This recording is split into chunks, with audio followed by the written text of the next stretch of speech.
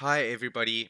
In this video, I'm going to give you a small navigation overview of the end user and what they can expect when interacting with content on the Pluto LMS platform.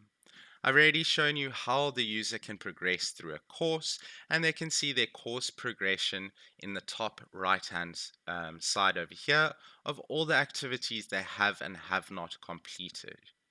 Also, within a course, the learner can access their gradebook that will show all the grades to them or rather, all the activities that have a grade associated with them. And you can also go ahead and change the way the gradebook is displayed to the end user. In other words, if you want to use percentages, if you want to use just a pass or fail method, the choice is up to you.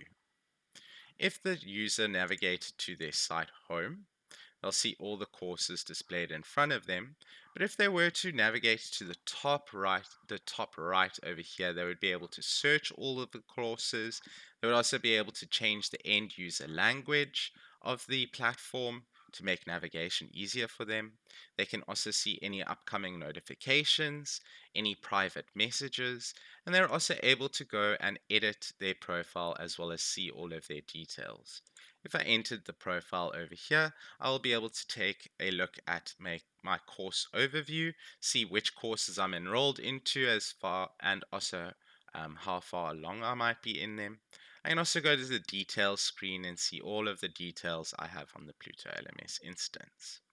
I can also navigate to my individual dashboard, and this will give me a snapshot of anything important site-wide for me as the end user. I can see all the courses that I'm involved in, as well as the completion, whether or not I have any upcoming activities due, if I have been awarded any badges, any upcoming events, such as there is an assessment that is due on a particular date. I can also have a personal cloud where I can upload documents for any time I want to go and view them. I can also access my calendar, which will give me a site-wide, a course-wide, and even an individual snapshot of what I need to do in the future. There are multiple ways of having a look at my calendar, and I can also go ahead and export or import it to my personal iCal calendar if I wanted to.